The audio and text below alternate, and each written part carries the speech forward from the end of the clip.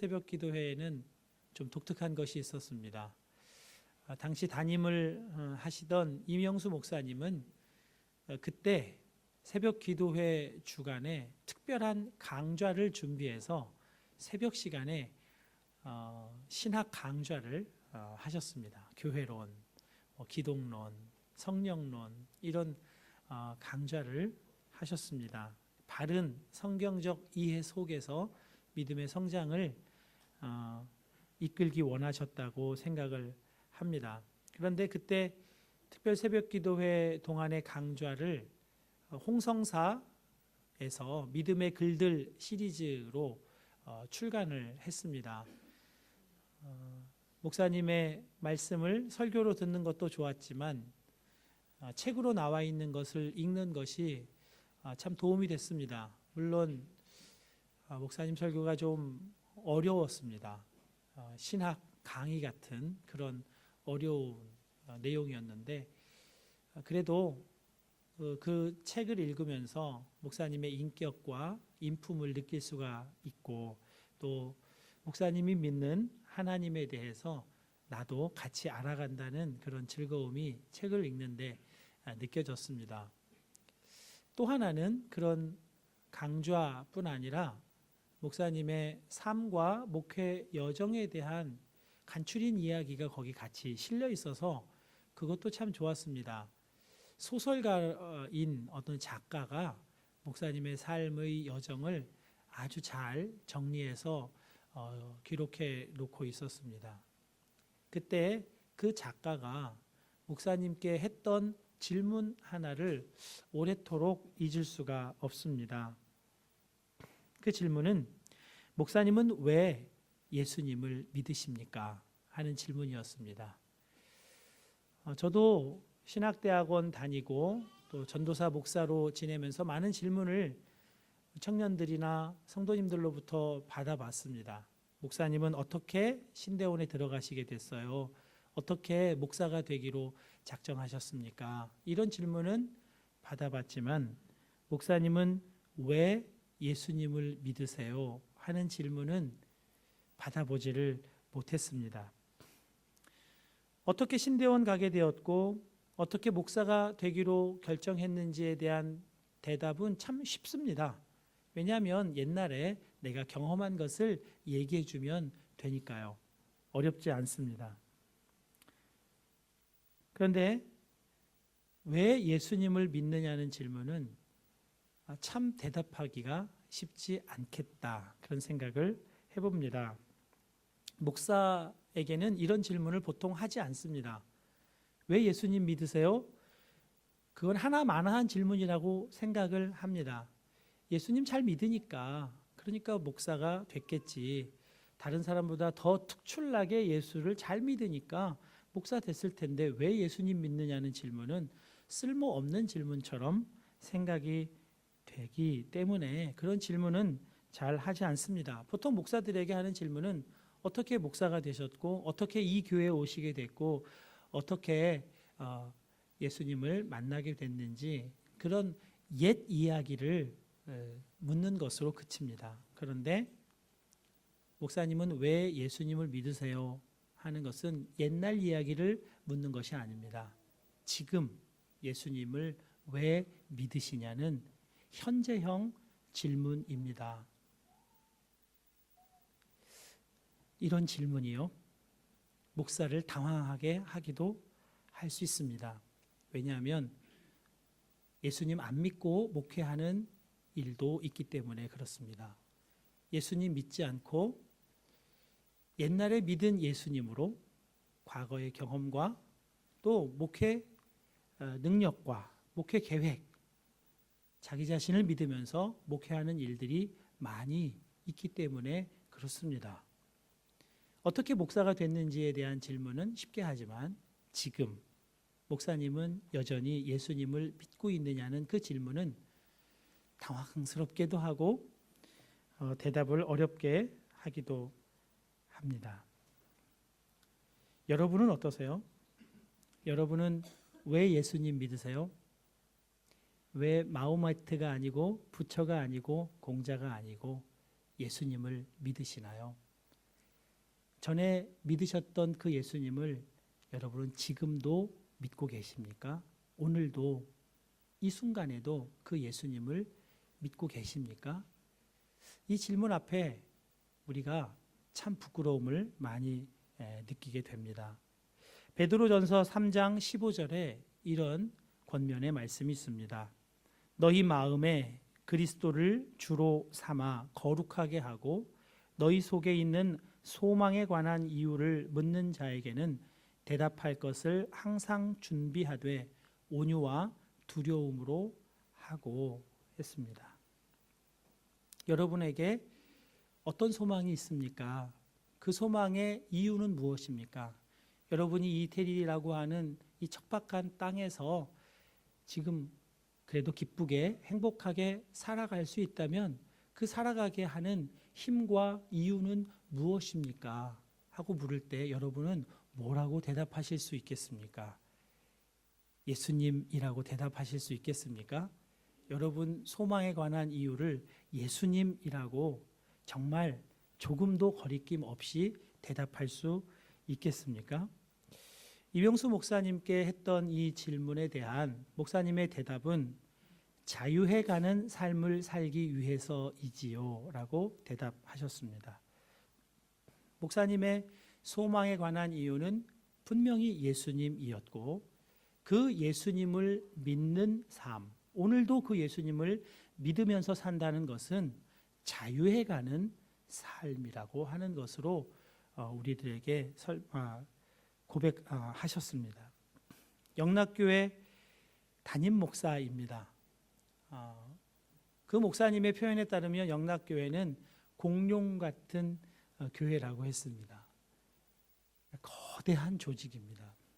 한국의 장자교단이라고 하는 통합 측에 예수교 장로회 통합 측에서도 가장 큰 교회입니다. 그 교회의 목사님의 소망에 관한 이유가 목회 성공이나 선교 업적이나 또는 한국 교회에 영향력 있는 교회를 세우는 것이 아니라 그 소망에 관한 이유가 예수님과의 친밀함이고 그 예수님과의 친밀함 때문에 내가 자유하게 되는 것이 예수님 믿는 이유라고 그렇게 고백하고 있는 겁니다. 여러분은 예수님을 믿으시면서 점차 자유로워져 가고 계십니까? 자유케 되셨습니까? 어느 부분에서 자유롭게 되셨습니까? 지난 몇 주간 빛과 소금 된 삶에 대해서 함께 말씀을 나누었습니다. 화내지 않는 삶, 다른 사람을 화나게 하지 않는 삶, 다른 사람을 멸시의 눈으로 바라보지 않고 비웃지 않는 삶, 그런 삶을 빛된 소금된 삶이라고 했을 때 여러분은 그 말씀으로 인해서 자유롭게 되셨습니까? 아니면 오히려 화내지 않아야지, 다른 사람을 화나게 하면 안 되지 하고 또 다른 억압과 또 다른 구속을 느끼시지는 않으셨습니까? 그것 때문에 더 죄책감을 느끼고 그것 때문에 더 힘들어지지는 않으셨습니까? 그러면 예수님을 믿는다는 것에서 어떻게 자유로움을 경험해 갈 수가 있겠습니까? 예수님을 믿지 않는 사람, 교회 안에도 예수님 믿지 않는 사람이 있을 수 있다는 걸 여러분 아시죠? 교회 다니는 사람이 곧 예수님 믿는 사람은 아닙니다. 예수님을 믿지 않는 사람은 예수님 안에 살아가는 것이 또 다른 속박, 구속이 될 수가 있습니다. 예수님을 믿지 않기 때문에 그렇습니다. 그러나 예수님을 믿는 사람은 예수님 안에 살아가는 것이 참 자유임을, 그 자유를 누리면서 살아가게 됩니다. 왜 예수님 안에서 살아가는 것이 자유일까요? 어디로부터의 자유일까요? 죄로부터의 자유라는 것을 우리가 정확하게 알고 있어야 합니다. 진리를 알지니 진리가 너희를 자유롭게 하리라 하실 때의 그 자유는 인격적인 도야를 많이 쌓아서 어떤 도인처럼 돼서 도통해서 이렇게 살아가는 삶을 말하는 것이 아니라 그 가장 핵심은 죄로부터의 자유라고 하는 것을 알아야 합니다. 예수님을 믿으면서 예수님과 친밀하게 살아가면서 우리 삶 속에서 자꾸만 경험되는 것은 죄로부터의 자유인 것입니다. 그런데 우리는 아내로부터 자유롭게 되고 싶어 하고 남편으로부터 자유롭고 싶어 하고 또 자식으로부터 자유롭고 싶어 하는 마음들이 있죠. 주님이 그 자유를 주실 리가 없습니다. 주님이 우리에게 주시는 자유는 죄로부터의 자유입니다. 우리 갓난아이를 기르는 젊은 부부에게는 폭탄 같은 선언이어서 죄송합니다만 주님은 죄로부터의 자유를 우리들에게 주기 원하시는 겁니다. 그런데 죄 가운데 사는 사람, 그래서 죄의 종노릇하며 사는 사람은 자기 자신이 지금 죄 안에 있는지 죄의 종노릇하며 사는지는 죽었다 깨어나도 모릅니다. 죄 가운데 있을 때는 자신이 죄의 종노릇하며 사는 줄을 몰라요. 그러나 예수님 안에 있을 때야 비로소 우리가 죄의 종노릇하며 살아왔던 것, 그리고 여전히 내 속에는 끔찍한 죄들이 여전히 역사하고 있다는 것을 분별하고 알 수가 있습니다. 그때 거기서 자유가 시작되기 때문입니다. 다윗은 어린 시절을 목동으로 빈들에서 살았습니다. 형들이 다 집에 가 있을 때도 혼자 남아서 양떼를 지켜야 할 만큼 그는 빈들에서 오랜 시간을 보내야만 했습니다. 사자의 위협, 곰의 발톱 속에서 양들을 지키면서 살아야 했습니다. 밤의 추위 속에서도 그곳에서 지내야 했습니다. 그러다가 사울 왕에게 발탁이 되어서 사울 왕 군대의 장수가 되기도 하고 또 사울 왕이 화가 났을 때 하프를 켜주면서 마음을 위로해주는 그런 일도 하게 되었습니다. 그런데 그것도 잠시였습니다. 다시 사울 왕의 미움을 받아서 다시 빈들로 나가야만 했습니다. 이제는 사자의 이빨과 곰의 발톱이 아니라 한 나라의 왕의 창과 칼을 피해서 살아야만 하는 정말 구멍과 같은 굴 속에 숨어 지내야 하는 그런 참 비참한 인생을 다시 오랫동안 살게 됩니다. 어떤 때는 자신의 적으로 여겨지는 블레셋 왕, 그 밑에 살기 위해서 미친 사람, 침을 질질 흘리면서 미친 사람 노릇을 하면서 그렇게 생명을 연장하는 시간도 가졌습니다. 그러다가 그 모든 기간이 끝나고 왕이 되었습니다.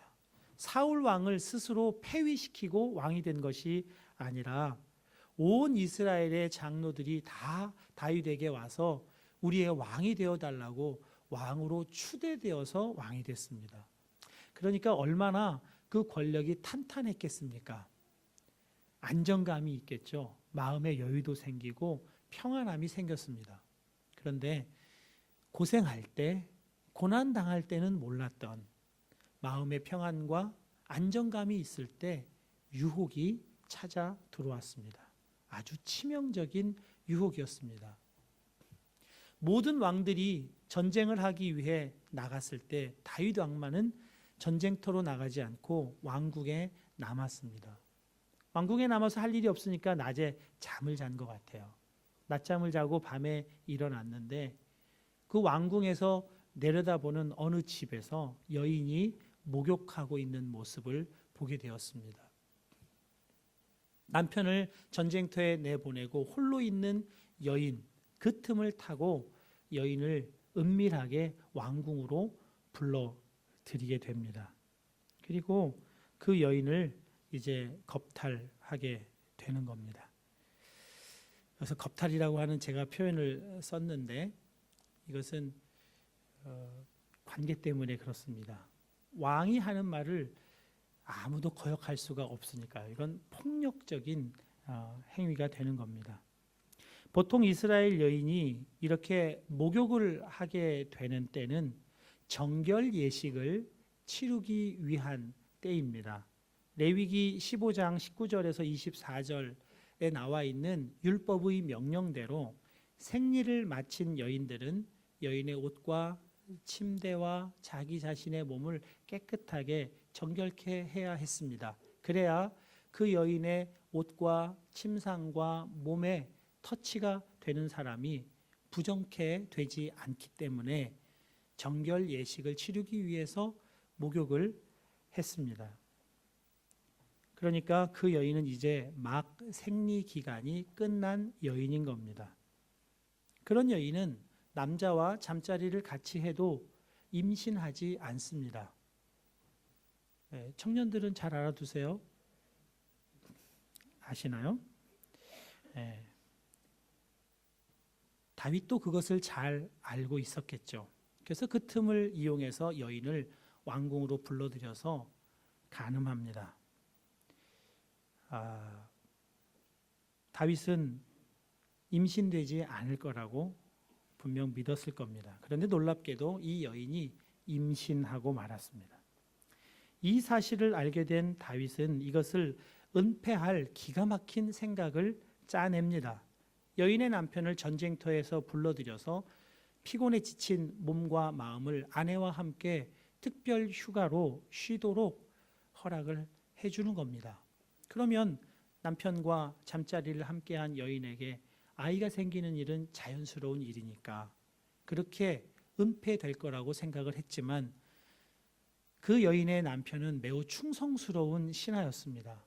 부하들이 빈 들에서 적들과 함께 대치하고 있는 상황에서 나 혼자 편안하게 아내의 따뜻한 품으로 들어갈 수가 없다고 거절하게 됩니다.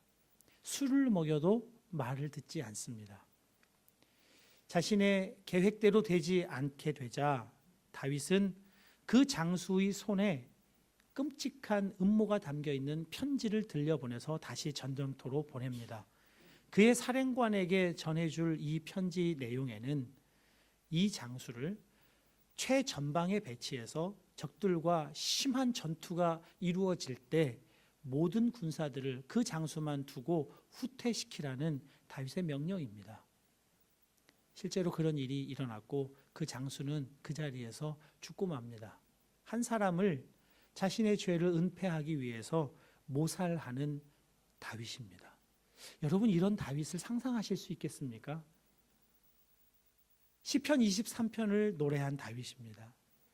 내 마음에 합한 자라고 하나님이 기뻐했던 다윗입니다. 그런 다윗도 죄 가운데 들어가니까 자기가 죄의 종 노릇하고 있는 것을 전혀 모릅니다. 전혀 임신할 수 없는 여인이 임신하게 되었으면 이건 하나님의 경고로 알아들어야 합니다. 남편을 아내와 함께 자도록 명령을 해도 듣지 않으면 이건 하나님의 2차 경고임을 다윗이 알아야 합니다.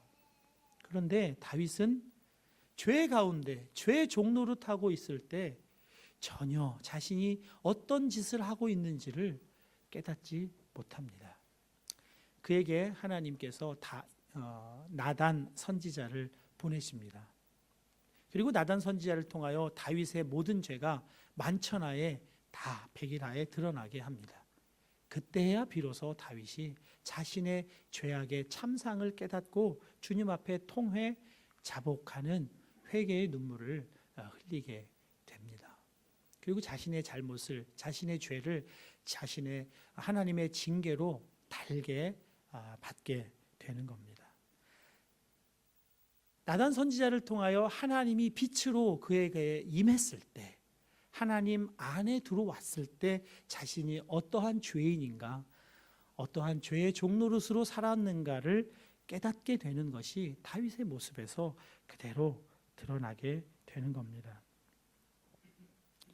죄의 종노릇하는 사람은 전혀 모릅니다. 죄가 눈을 완전히 가리고 있기 때문입니다. 그래서 주님은 우리들에게 이렇게 경고하십니다. 너희는 스스로 조심하라.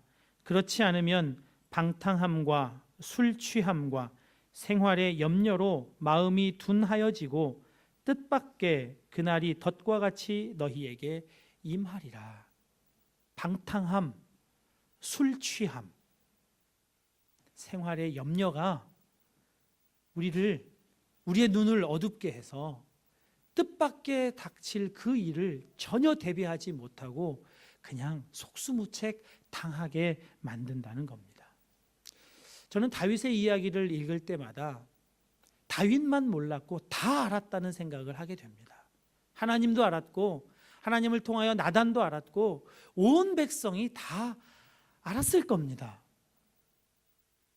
왕이니까 아무 말도 못하고 있었을 뿐이에요. 다윗만 몰랐어요.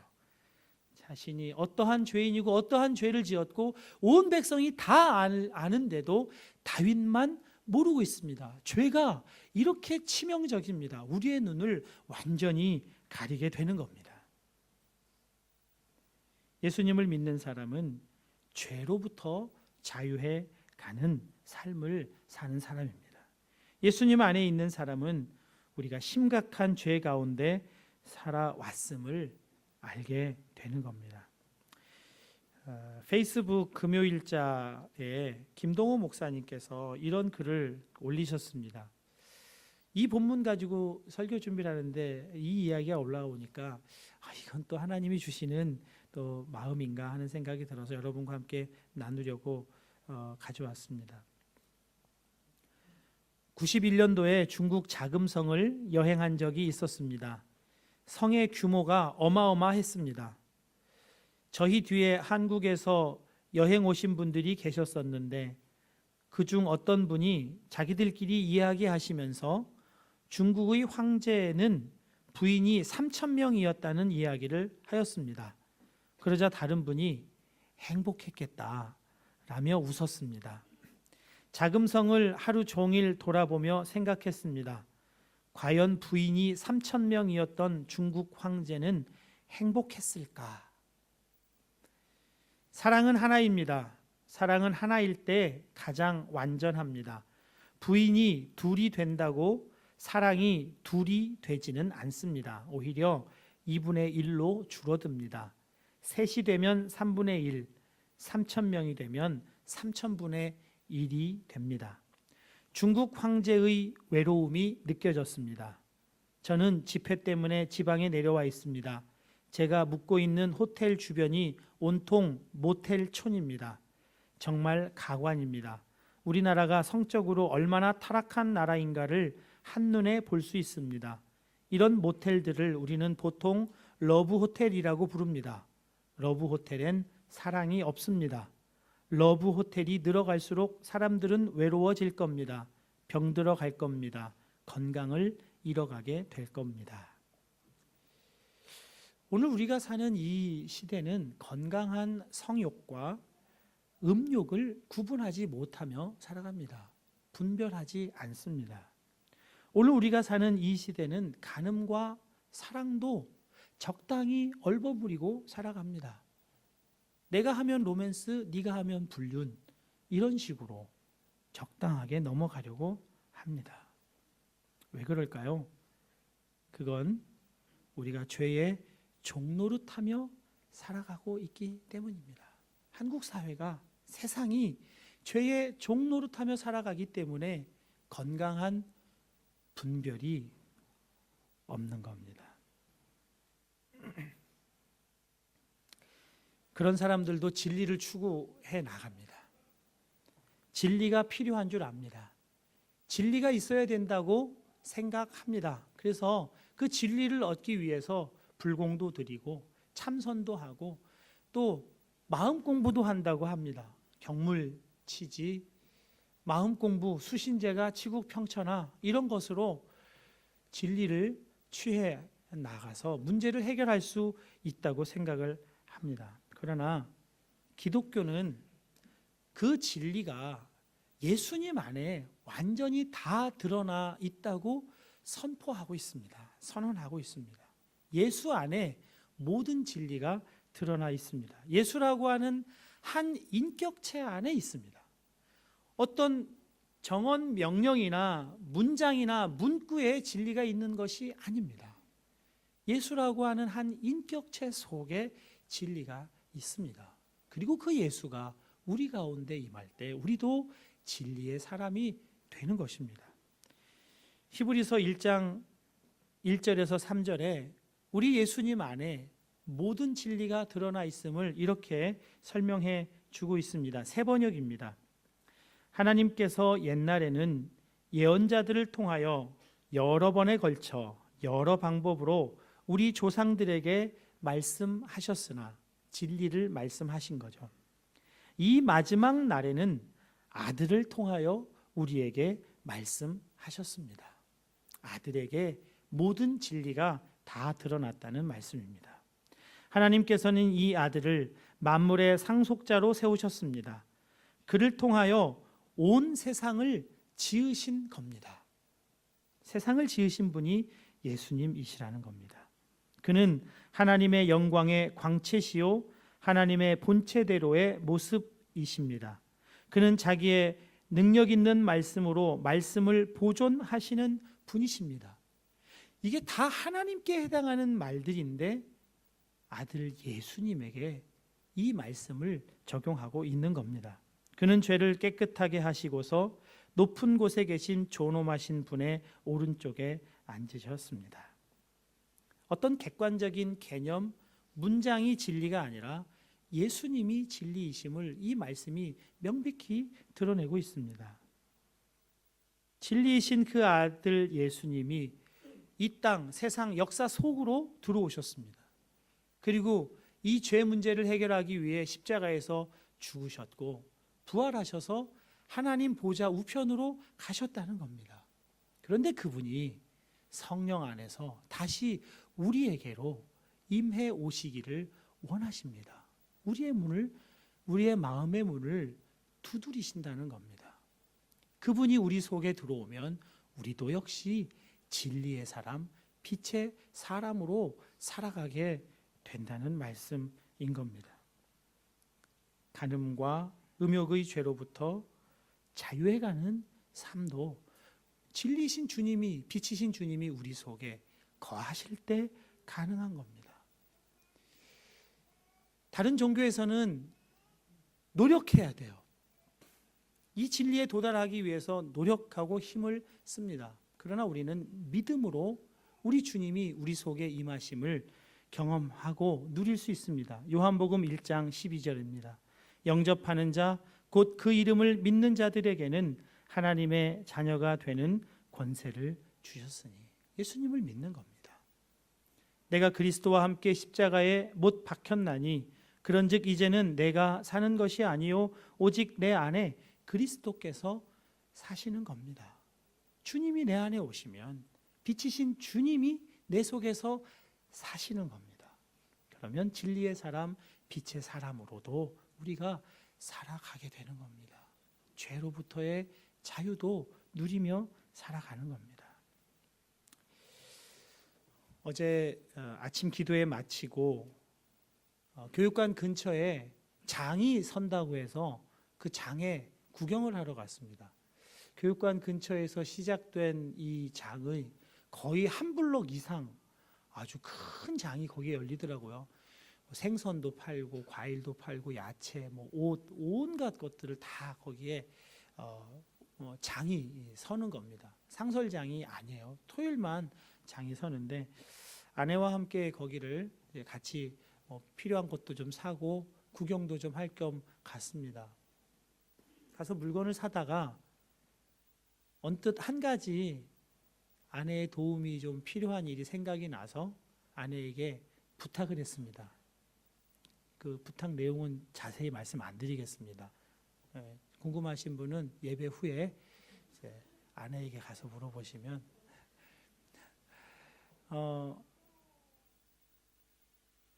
아내에게 반응이 왜 그런 일을 미리 얘기해 주지 않느냐는 겁니다. 오늘 오후 낮에 있을 일인데 오늘 낮에 있을 일을 지금 아침 10시에 얘기하면은 어떻게 하느냐는 이제 그런 반응이었습니다. 참 우리 몸은 신비로운 것 같아요. 이 속에 내장만 있는 줄 알았는데 내장 외에 다른 한 가지가 속에서 쑥 올라오는 것이 이렇게 느껴지는 거죠. 이게 화가 확 났습니다. 항상 이런 식이야. 내가 뭘 좀 부탁하면 선뜻 이렇게 해주질 않아.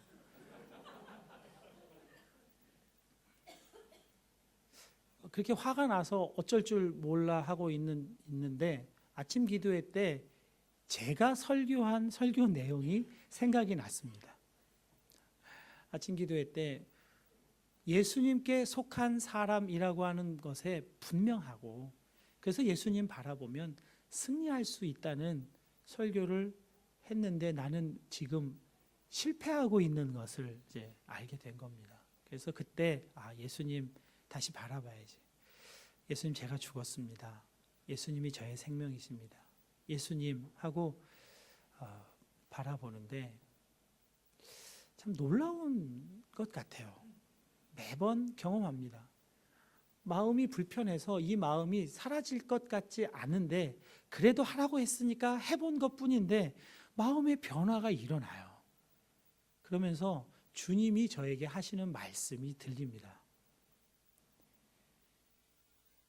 네가 아내에게 요청한 일이 옳다고 생각하느냐 하는 질문이에요. 옳죠. 그건 필요한 일이고 그건 해야 할 일이니까 제가 아내에게 부탁을 한 거죠. 옳은 게 아니라 네가 하고 싶은 대로 하는 거잖아. 너의 체면 때문에 하는 거고 너의 사람들과의 관계 때문에 하는 거고 너를 위해서 하는 것이지 옳기 때문에 하는 게 아니잖아. 눈이 확 열리더라고요. 그렇구나. 주님을 위해서 한다고 생각을 했고 또 옳은 일을 한다고 생각을 했는데 그게 아니라 내 자신의 속에 욕심을 차리기 위한 일이었다는 것이 확 드러나더라고요. 그래서 더 이상 아무 말도 이제 하지 못했습니다. 아내도 아무 말 하지 않고 이렇게 지나갔는데 그날 오후가 참 평온하고 따뜻하게 아무 일 없이 잘 지나갔습니다. 어제 오후가. 그리고 우리가 준비하려고 했던 일은 나중에 알고 보니까 아무 쓸모도 없는 일이 될 뻔했었습니다. 정말 예수님이 내 안에 계시다고 하는 것을 인식하고 생각하고 바라보면 내 안에 계신 예수님이 빛이 되셔서 내 속에 얼마나 흉측한 것들이 있는지를 보게 해주시는 것 같아요. 내 속의 욕심, 옳다고 하면서 정죄하는 거, 판단하는 거, 비난하는 거, 흘기는 눈, 온갖 것들이 여전히 내 속에 더럽게 남아있다는 것을 우리 주님을 바라볼 때 이게 드러나요. 그러면 거기에서 자유할 수 있는 힘도 나오는 겁니다. 근데 주님이 비추어 주시지 않으면 죄의 종로로 하는 가운데 있으면 분노에 사로잡혀 있으면 못 봐요. 내가 옳다고만 생각하고 내가 정당하다고만 생각합니다. 우리 주님이 오셔야만 채울 수 있는 항아리가 있습니다. 주님으로만 채워야 하는 항아리가 있는데 우리는 주님으로 채우려고 하지 않고 남편으로 채우려고 하고 아내로 채우려고 하고 자녀들로 채우려고 합니다. 주님이 채워주셔야 할 것을 몰라요. 그리고 꼭 사람이 채워줄 것 같아요. 목사가 채워줄 것 같아요. 교우가 채워줄 것 같아요. 그렇지 않아요. 오직 주님만 채우실 수 있어요. 그걸 채워야 아내도 사랑하고 남편도 사랑하고 자식도 사랑할 수가 있어요. 그런데 그걸 채우지 않으면서 아내 보고 남편 보고 채워달라고 합니다. 그걸 안 채워주면 그때 다른 여인을 바라봐요. 다른 남편을 바라보게 됩니다. 그렇게 시작해서 중독으로 가는 수많은 사람들을 보게 되는 겁니다. 그렇게 해서 이혼해 보지만 이혼으로 채워집니까? 안 채워져요. 해결이 안 돼요. 결혼하는 것으로 채워집니까? 청년 여러분, 결혼은 해결책이 아니에요. 여러분이 멸망의 길로 가는 것입니다. 사망의 길로 가는 거예요. 결혼이 행복 공장인 줄 아시죠? 결코 그렇지 않아요.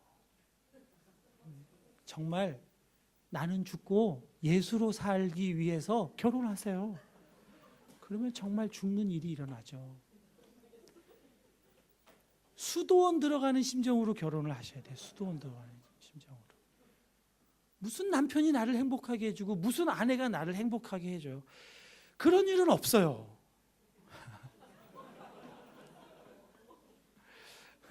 너무 세게 말했나요? 내가 예수님으로 행복한 사람이 될 때 아내도 행복하게 해주고 남편도 행복하게 해주는 겁니다. 그 속에 가정의 기쁨이 있는 거예요. 자꾸 다른 것으로 채우려고 하면 그 다른 것 때문에 중독됩니다. 여러분, 중독이 뭔지 아시죠? 중독은 다시는 이러면 안 돼, 다시는 이러지 말아야지 했던 그것을 계속해서 끊지 못하고 반복하는 것이 중독입니다. 그것이 잘못인 줄 모르고 하는 게 아니에요. 잘못인 줄 알아요. 아는데 반복하게 되는 것이 중독이에요. 예수님으로 충분한 것을 모르는 사람은, 그래서 다른 것으로 채우려고 하는 사람은 중독으로 가요. 잘못인 줄 알면서 갑니다. 신현준이라고 하는 영화 배우가 담배를 끊으려고 담배 끊는 껌을 씹었대요. 그래서 담배는 끊었는데 담배 끊는 껌은 못 끊는데요. 거기에 중독이 됐다는 거예요. 담배 값은 몇천 원인데 담배 끊는 껌 값은 16,000원이라네요. 차라리 담배 끊지 말 걸, 뭐 그런 후회하는 광고가 나오더라고요. 다른 것으로 해결이 안 돼요. 주님으로 해결돼야 할 그 자리는 오직 주님으로만 해결하실 수 있어요. 중국의 최초 통일 왕국을 이룬 왕이 진시황이잖아요. 진 나라가 통일 왕국을 이루었고 그 첫 번째 황이 진시황이지 않습니까? 그 사람이 어마어마한 업적을 이루었죠. 아방궁도 짓고 만리장성도 만들고 묘지를 지었는데 거기에 세계를 해놓고 자긴 죽어서도 그 세계를 다스리겠다고 그 묘지를 그렇게 해놓은 사람입니다. 어마어마한 권력을 가지고 있었던 사람이어서 그 권력을 계속 누리고 싶으니까 오래 살아야 되잖아요. 그래서 사람들을 시켜가지고 불로초를 구해오라고, 그래서 뭐 인삼을 구해갔다나 뭐 그랬죠. 근데 불로초를 찾지 못하니까 의사들을 다 불러가지고 늙지 않고 죽지 않는 약을 만들어내라. 당시 최고의 재료인 수은으로 이 사람들이 약을 만들었어요. 그래서 수은을 좋은 약이라고 제공을 했습니다. 매일 수은을 먹었어요. 수은이 뭡니까? 중금속이고 암 유발 물질 아닙니까? 그걸 먹으니까 중독되는 거예요. 머리로 전이가 돼서 미친 사람이 돼서 그의 인생의 말년은 아주 비참하게 끝나지 않습니까? 미치광이로 끝납니다. 예수님으로 충분하다는 것을 여러분 믿음으로 붙들고 나가실 수 있기를 축복합니다. 아닌 것 같잖아요. 예수님과 함께 내가 십자가에서 죽었습니다. 이 고백이 정말 잘 안 나올 때가 있잖아요. 안 죽은 것 같으니까, 죽으려고 노력은 해보겠는데 죽지 않은 것 같으니까 그 틈을 사단이 치고 들어가는 거예요. 그래서 너 안 죽었고 죽었다는 고백을 어떻게 네 입으로 해? 넌 못해. 하나님이 하신 일을 믿지 못하게 만드는 거예요. 내가 내 노력으로 성질도 죽이고 인격 도야를 해서 그래서 믿음의 길로 가면 나는 죽었다고 얘기하겠죠. 평생 가야 그렇게 고백할 수 있는 사람은 없습니다. 주님이 이루어 놓으신 그 일을 내 믿음으로 취하는 거예요. 내가 예수님과 함께 십자가에서 죽었습니다. 그리고 그걸 고백하는 겁니다. 그걸 고백한 사람만, 자기 자신을 의지하지 않고 자기 죄로 가득한 내 자신이 의지하던 것들 의지하지 않고 예수님만 바라보는 거예요. 예수님으로 충분하다는 것을 믿고 가는 겁니다. 그러면 정말 예수님으로 충분한 삶이 우리 가운데 열려요. 주님은 나의 최고봉에 이런 내용이 있습니다. 6월 13일자 내용인데요. 성도의 한 가지 특징은 예수 그리스도께 자신을 철저히 내려놓음으로써 그곳에서 샘이 솟아나 흐르게 되는 것입니다. 그래서 성도의 삶에는 항상 원천적인 생명으로부터 놀라운 샘물이 흘러넘칩니다. 성령이 사시사철 내내 신선하게 솟아나는 우물물이 되십니다. 내가 예수님과 함께 십자가에서 죽었습니다 라고 하는 그 고백의 자리에 샘물이 터져 나온다는 거예요. 그 샘물이 성령님이시고 그 성령님이 내 바에서 생수의 강처럼 흘러가게 된다고 말씀하고 있는 겁니다. 그 고백에서부터 시작되는 겁니다. 그 고백은 신앙생활의 완성의 자리에서 하는 고백이 아닙니다. 신앙생활의 시작의 자리에서 하는 고백이에요. 내 마음이 도저히 이 고백이 안 나올 때 그 자리에서 고백해 보는 겁니다. 하나님 아닌 다른 것으로 중독된 인생, 그 인생도 우리 예수님 안에서 반드시 해결되고 놀라운 해결을 경험해 나가실 수 있을 줄 믿습니다. 우리 주님 바라보면 우리 주님이 하십니다.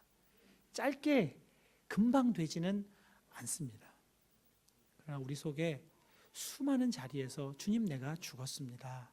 그 샘물들을 터져 나오게 하면 내 안에 생수의 강으로 가득하게 되는 날이 반드시 여러분 삶 가운데 이르게 될 줄로 믿습니다.